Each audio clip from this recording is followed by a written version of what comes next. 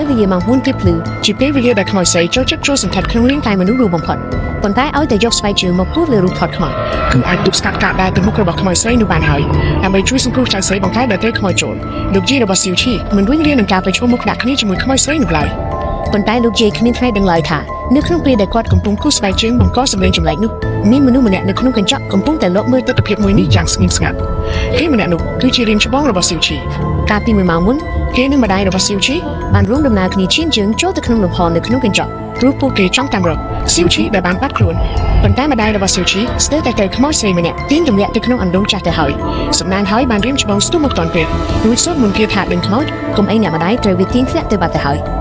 យក្រោយការហេតុរៀមច្បងនិងអ្នកម្ដាយបាននាំគ្នាពន្ធនៅក្រោមតុនឹកស្មានមិនដល់ថាអាខ្មោចស្រីនោះបានមកកំទេចទុកចោលចំពីមុខពួកគេតែម្ដងអ្នកម្ដាយខឹងខ្លាំងណាស់ក៏ជាប្រមាថវាអើពេលនឹងប៉ុន្តែចំពេលនោះស្រាប់តែឮសំឡេងស៊ីវឈីស្រែកហៅនាងដើរទៅតាមប្រភពសំឡេងក៏ឃើញស៊ីវឈីអង្គុយនៅក្នុងបន្ទប់ជាន់លើដោយដៃកំពុងតែកាន់កាំបិតជុំកខ្លួនឯងម្ដាយប្រញាប់ស្ទុះទៅគាត់ប៉ុន្តែរៀមច្បងបែរជានិយាយថាមនុស្សនៅចំពោះមុខនេះមិនមែនជាស៊ីវឈីឡើយ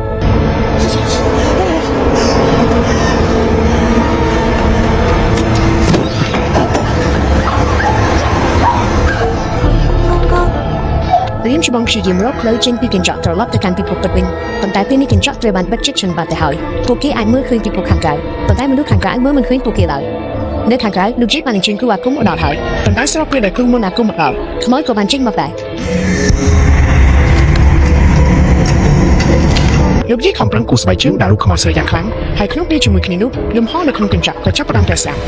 ៀមច្បងឆ្លៀតឱកាសពេលដែលលំហអាកាសបែកធ្លាយប្រញាប់រត់ពីខ្លួនចេញមកក្រៅបានជោគជ័យប៉ុន្តែម្ដាយរបស់ស៊ីវឈីបែរជាគ្មានសំណាងល្អបែបនេះឡើយនាងត្រូវជាប់គាំងនៅក្នុងកញ្ចក់នោះម្នាក់ឯងនៅទីនេះនាងក៏ចាប់ផ្ដើមនឹកឃើញរឿងរ៉ាវកាលពីអតីតកាលទាំងស្រុង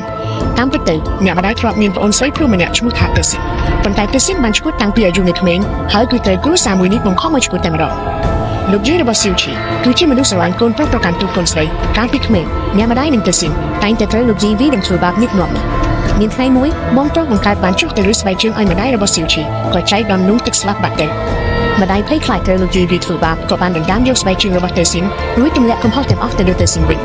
ចាប់តាំងពីថ្ងៃនោះមកលោកជីចាត់ទុកតេស៊ីកូនចង្រៃហើយស្មារតីរបស់តេស៊ីក៏ចាប់ផ្ដើមមានបញ្ហាឈួតវង្វេងបន្តិចម្ដងនោះដល់តេស៊ីពេញវ័យផ្ទៃមុខរបស់នាងសាប់តែដុសផ្ទាំងខ្មៅសាច់ចំណែកម្យ៉ាងហើយមនុស្សទាំងមូលក៏ប្រែជាឈួតលាប់ឡាយតែម្ដងកាលនោះលោកជីបានរកគ្រូមុនអាគមជាច្រើនមកព្យាបាលនាងប៉ុន្តែរាល់លើកតេស៊ីតែងតែរើបំរាស់ប្រឆាំងយ៉ាងខ្លាំងហើយអង្វរឲ្យបងស្រីជួយសង្គ្រោះខ្លួនប៉ុន្តែម្ដាយបែរជាធ្វើមិនដឹងមិនលឺទៅវិញនៅក្នុងរាត្រីដ៏ងងឹតស្លុតមួយតេស៊ីបានលូតទឹកអណ្ដូងសម្រាប់ខ្លួនឯងបណ្ដាលឲ្យអ្នកម្ដាយរន្ធត់ចិត្តយ៉ាងខ្លាំងរហូតដល់ភ្លេចរឿងរ៉ាវកំហុសឆ្គងចំពោះតេស៊ីទាំងអស់បើគុំតែក្មេងនេះបានមកឃើញប្រលឹងខ្មោចតេស៊ីចង់ភ្នែកក៏ពេលអ្នកម្ដាយនៅតែនឹកមិនឃើញពីរឿងរ៉ាវដែលបានកាលពីឆ្នាំនោះឡើយនាងបានអង្វរក៏សុំឲ្យតេស៊ីដោះលែងស៊ីវឈីបើចង់សងសឹកគឺមកសងសឹកលើរូបនាងចោះប៉ុន្តែតេស៊ីបែរជានិយាយថ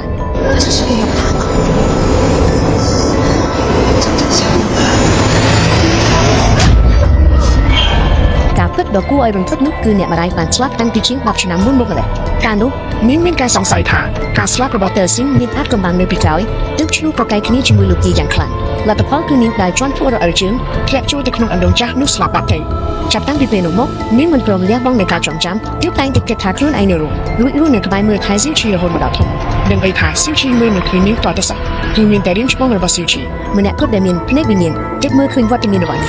តាំងពីថ្ងៃដំបូងដែលរៀមច្បងឃើញនាងគេដឹងច្បាស់ថានាងជាខ្មោចបាត់ទៅហើ